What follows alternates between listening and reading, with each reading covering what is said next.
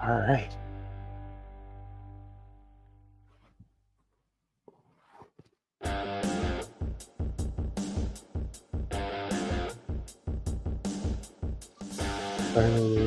Bro, we back in the old studio, man. Yeah, it feels good. It does. There's no place like home. Yeah, No that's true. place. Where No it all place like home, started. man. Yeah, I love this, man. I miss it so much. It's been a while, bro. How you doing? good man. How about yourself? I'm good, bro. I'm good. Yeah. I'm ready to get into it, man. Dive right in. Absolutely. Yeah. A big night. It is. It is. College football playoffs are here. Yeah. Hopefully we'll get some closer games this time around. Man, we got a big game coming on tonight. Yep. Can't wait to see what happens there. Watching your boy Ashton Genty. Michael Myers himself. Yeah. Oh man, that guy right there is unstoppable. Yeah. So you ready to do this? Let's jump into it. Yeah. All right, let's go, man. All right. With that being said, welcome to the last call with the Sportaholics, guys. I'm the host, Russ. That's the expert right there. This guy is packed with so much information. That's my main man, Peyton. He's also an expert. I am. I do what I do when I do what I do, and that's only sometimes. So, with that being said, man, if you guys are not already, please feel free to like, comment, subscribe, and make sure you follow us on all social media platforms at The Sportaholics. That's on Instagram, Twitter. Right now, Peyton just send out the link. If you know anybody that would be interested in watching this show, please feel free to send them the link, send them the tweet, send them to our Instagram page, and let them know that we're here and we pack full of information and just want to chop shop with you guys. So absolutely. Peyton, man, talk to us about tonight, man. We got Penn State versus Boise State. Yes, absolutely. Yeah. It's an exciting time. New Yeah. Year's Eve, the second round of the playoff. Doesn't get much better than this. Hopefully, like we were just saying, the games are closer this time around. Right. I have a feeling the last two games between Ohio State and Oregon and Notre Dame, Georgia, obviously the point spreads would indicate that those games are going to be close. Right. Those games will at least be pretty competitive. So I expect tonight's game to be competitive as well, with the Fiesta Bowl and Penn State taking on Boise State, man. So yeah, I'm actually looking forward to that game. I want to see what Boise State is going to do. Yeah. I think that's a great starting point because the point spread's 11.5. Let's talk about how Boise State can make it a more competitive game. Jumping off point, an obvious starting point would be Ashton Genty and finding creative ways to get him the ball, not just turning around and handing it to him. That has worked all year, by the way, but go ahead. That has. And this is a Penn State defense that has given up chunk plays on the ground in spots this year. Most noticeably against USC, against Oregon in that Big Ten championship game. So I think they have the bodies capable of containing Genty to some extent. You're not going to contain him the whole game. Right. But I think they're capable of slowing him down just a little bit at least. Let's see if they can put it all together and do that. Yeah. The other angle that I'm looking at here, and I know I like to talk about this a lot, but just Boise State's play calling. You know, will they let that offensive line play downhill? Because it's going to be hard to pass protect against a guy like Abdul Carter, who we've talked about. Right. Exactly. Yep. So, yeah. And I see why anybody would ride with Penn State in this game. I mean, it's a more notable name. Boise State hasn't been on this level for a while now. Actually, they had their run a couple years back, but I think right now it's kind of a shocker to see that Boise State is in the situation that they're in. So anybody would probably be betting against them, but I do have high hopes. You know, I'm a lover of an underdog story, so you are. To see them get beyond this round right here would be amazing, and it would be a great story, especially for Ashton Genty. Unfortunately, he wasn't able to win the Heisman Trophy, but by all means, winning a championship would be way greater than actually winning the individual trophy. So I'm not saying that they have shots at the national championship, but I'm also not saying that they don't have shots at the national championship. Well, still got to roll the ball out there and find out what happens, right? My guy Herm Edwards said it best. You play to win the game, And that's exactly what they're going to do. And we don't know what's going to happen when those lights cut on. So that's right. So let's just get to my favorite play for this game. Okay, what's that? So I like going under the total of 54.5. That's where it's sitting right now. Okay. Which a lot of people like the over. Okay. And I understand why you're making that face. I mean, I've been looking around my ESPN Plus subscription. Everyone likes the over. I just see two teams that really want to run the ball, so that'll get the clock moving. They will. And I think, again, Penn State's capable on defense. Can they put it together for 60 minutes and contain Genty to some extent? I'll go under. Yeah. I would go stay away from that over-under bet because we know that these are two explosive teams, and they can put up a lot of points, and they can put them up quickly. We know Ashton Genty can break for 75 yards like lightning. So he can strike at any time. So with that being said, I do think that staying away from this play is probably the best play. Yeah. And so you guys can just come at me if I'm wrong. Your play is your play. And I would just, I've learned that you kind of just got to stay away from certain things. And if I wanted to, I would definitely just take Penn State on the money line. Just to win outright. Like that would be the safer bet and a more secure bet, but you never know. Yeah. You never know. And I'll go ahead and shoot a couple more shots at the dartboard. Okay. I'll take Penn State minus 11.5. I have a feeling they put something together here. They play a complete game. Their quarterback, Drew Aller, plays well, plays up to the standard that he's trying to play to. And I just have a certain feeling about it. Yeah. I definitely like, I don't know about the 11.5. Okay. It is a tough pill to swallow. I mean, it's definitely possible because like I just mentioned, we haven't seen Boise State on this stage in a while. So with that being said, man, I like James Franklin. I like the Penn State team. And they're a historic program. So they're gonna show up and they're gonna show out. I just don't know if 11 points is enticing. It's steep. I don't know if it's enticing enough for me. And I guess like they say, man, scared money don't make no money. So that's right. Like if you really want to do that and you want to, if you gotta have that spread bet, by all means take it. But I would probably go the opposite direction and take Boise State with the plus 11. All right, points. Head on right there. I like it. Yeah, man. In a way, I hope you're right because it means again we get a close game. Yeah. So I would love that. I would love to see this be a very competitive game. I do not want to see a blowout. So any other final thoughts on that game before we move on? I'm interested. Now, we did talk about both offenses, but I am interested in seeing what Boise State defense can do. And this is why I'm such a lover of underdog stories and Cinderella stories. It's because in games like this, and we've seen it throughout the season, when you have a team who is supposed to win a game and they're confident in their abilities to win a game, the other team comes out a bit more hungry than what the favorite is expecting. So I do want to see if Boise State can kind of put it together and at least keep it close for a great majority of the game. Yeah. Now, will they win? Who knows? But I do want to see them keep it close for majority of the game. And if they keep it close going into the fourth quarter, they have a great chance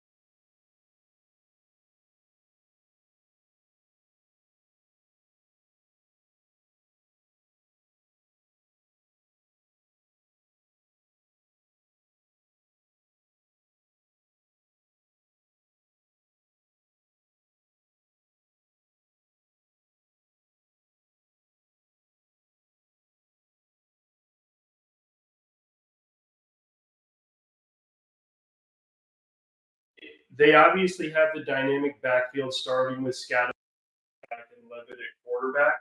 And the onus is really on Texas here, though, because they're a big favorite for a reason. They have the better roster overall, and they haven't been able to pull away from teams, especially in the latter part of the season. They just haven't put all the pieces together at the right times. So ultimately, Quinn Ewers, is he going to make the right decisions and protect the ball? Yes. If he does that, Texas should be okay. But I'm going to go with taking the points with Arizona State here, which is a pretty popular pick. Okay. Texas to win, Arizona State to cover. Okay. What's the points? It's around 13 right now. I'll take it. Yeah. I'll take it. I'll take Texas to cover that. I think this is going to be this game isn't going to be close at all. And I don't like it to be close. I could be wrong. Hey, by all means, but I don't see it being close. Texas just handling. Oh yeah. I mean, defense top tier, offense off the charts. They got one of the best decision-making quarterbacks in the game right now. So by all means, I think Texas comes out, handles business, and moves on to the next round without blinking an eye, without batting an eye, whatever the saying is. Without getting their jerseys dirty at all. They're not even gonna have to wash their jerseys at the end of this game, man. I like Boise State over Penn State more than I like Arizona over Texas. Okay. Button heads tonight, but I like it. It's for some good content. We always button heads, man. And when we do clash, you know who's typically sitting on top. Oh, okay. Yeah. We'll have to look back through the tape. I know you got Georgia Tech, Florida State at the beginning of the season. And that's my only one. That's my greatest. That was probably my greatest take. Yeah. Of all season, man. But that was a good one. But man, yeah. I like Texas to go ahead and handle business tomorrow. I would say my final thought on this is when you combine Texas's inability to pull away from teams and Arizona State's resilience and their ability to finish games, that's why I'm taking the 13 with Arizona State. That's just my final thought on it. You're not wrong. You're not wrong. Arizona has shown a lot of resilience in the season. And to even be on this stage is a remarkable feat for them. Yeah. So by all means, like, congratulations to every team that's playing in championship weekend this week. And making their way to throughout the playoffs, man. So I'm just excited for some good football, some meaningful football. And before we move on to the next game, I do want to say that this has been a season where it seemed like every week has counted. Yeah. I don't want to contradict myself here, but which weeks haven't counted? The weeks where the playoff committee started making decisions. After that, it was just kind of like a toss-up. Like, hey, you win, you lose. You don't know what's going to happen to you whether you win or you lose. So I'm still a little salty if you haven't noticed, but it's all right. He'll get over it eventually. I probably won't, or not. Yeah, I probably won't, man. It's been this year has been one emotional roller coaster for me. Yeah. As a Hurricanes fan, it's been an emotional roller coaster, man. But yeah, I'm not gonna let my fandom,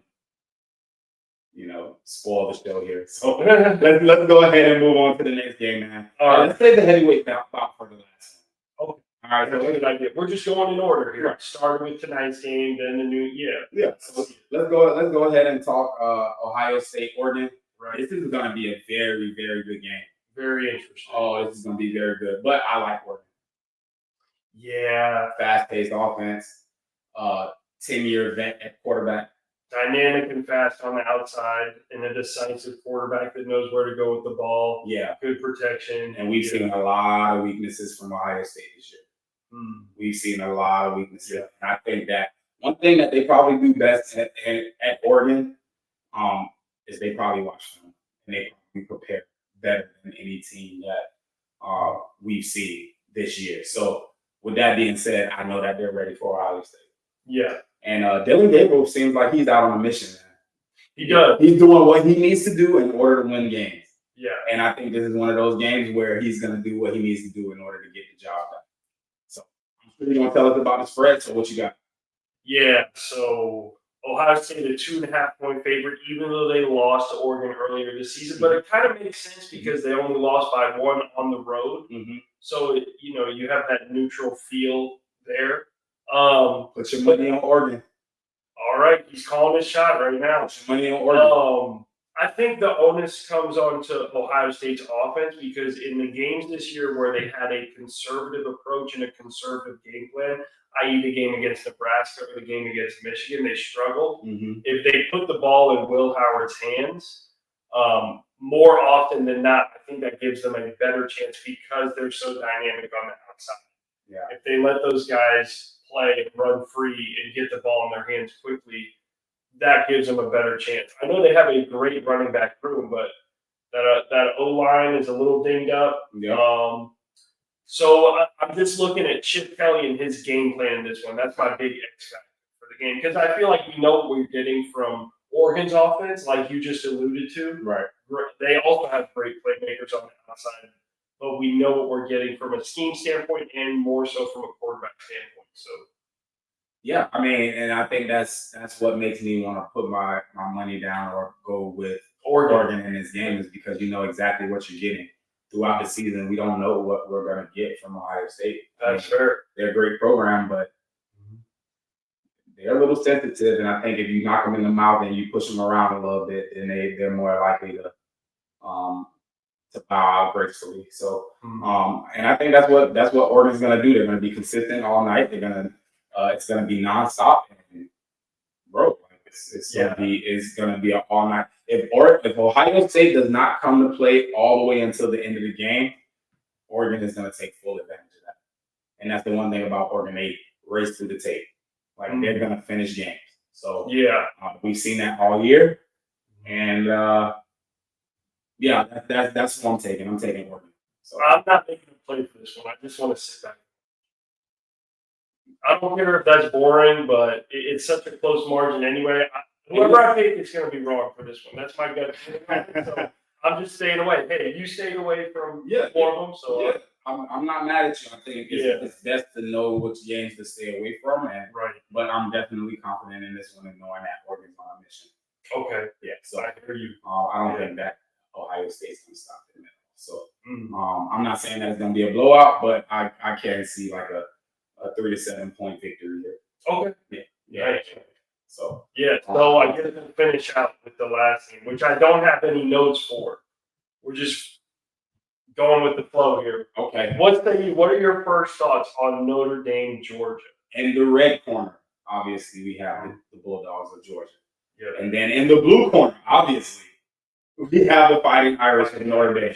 Yeah. All right, coming out weighing at about 375 pounds. You got Georgia, and you got Notre Dame. Actually, here's my first thought. I don't like this game. You just don't like it? I don't like this game at all. But he's going to watch it. I will watch it. I'm going to be locked in because it has very high implications on what happens next. All right, so I think for me, I don't like this game because both of these teams have seemed underwhelming all season. Georgia, they had an opportunity to, take down the historic Crimson Tide, but they didn't get that done. Lost to Ole Miss. So both of these teams have losses under their belt. Did Notre Dame lost to Northern Illinois? Come on, man. That's the team that I was thinking of. I'm like, Notre Dame had a loss on their belt that should not be there. But then they handle business the rest of the way. I don't care, man. They've been playing better. They've been playing good football. They're a popular pick. They are. I think I have to ride with the SEC here. Okay. I mean, I'm not. This is one of those games where I don't have much to say about it. I'm not gonna pick a team on this game, so I'm just like you. This is a stay away game. Okay, stay away game from you. I like the team in the corner over there. the team in the red. Yeah. So I think this is just one of those sit back, watch, have some food, enjoy whoever you're watching the game with, type of games because I don't know what's gonna happen, man. And for me, I don't see either one of these teams winning the national championship. Okay, that's pretty bold. I like that statement. Yeah. So to get into the numbers a little bit here, this is the lowest point total of the second round of the playoffs. So we're looking at about 45.5. Mm-hmm. I'm going to stay away from that, mainly because I think there's a chance it could go to overtime. Okay. I think it could be that close, and the point spread indicates that as well. Mm-hmm. That's kind of silly to say, but it's just one of those games where if you bet the under and that sucker's at 17-17 at the end, you're like, really? Right. So I see two.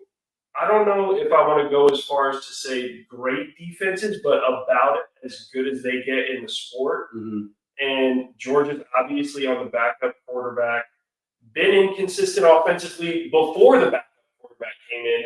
Obviously had a nice finish against Texas in the SEC championship game, but I just see a bit of a field position game, maybe a couple of turnovers. I don't know. That's my hunch. That's how it feels. And you're saying everything as to why I would stay away from this game because it's going to be sloppy. It's going to be all over the place. Mm-hmm. It's going to be one of those games where it's just like, man, really, like we might get to the second half and it's a likelihood that we don't see any points on the board. Like, I wouldn't be shocked. Then, like, it's like, man, like, or it'll be 3-3. Mm-hmm. You know, something like that. Like, I don't expect this game to be a high flying game. Mm-hmm. I expect it to be a hard hitting game.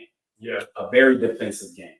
Yeah, and some people like that, but we know what sells tickets. Mm-hmm. You know, and we know why people are coming. So you know what? I'm not going to be scared, but I don't have to just keep shooting darts at the dartboard. I'll take the under, even at 45.5. I mean, that's not wrong. I could see it being somewhere around 21-17. I was going to say 23-20. Yeah. I could definitely see something like that. So That's pretty much it. That's the one I'm most excited for. Everyone's thinking about the Rose Bowl. Yeah. I don't know why, but that Notre Dame Georgia game has a big time feel to it, as does the Rose Bowl. But for whatever reason, I'm most excited for that. And I agree. I think that the Rose Bowl game will be a very interesting game, and the game tonight is going to be very interesting. To the Fiesta Bowl, it'll be very interesting.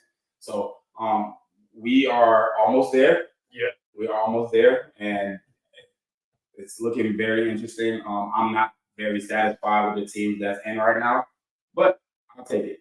Yeah, for the love of the sport, I'll take it. There you go. And I'm gonna watch, and I'm gonna always be a fan. So man. Bro. Just a quick episode for y'all today, just previewing those games. So man. Yeah, it was good.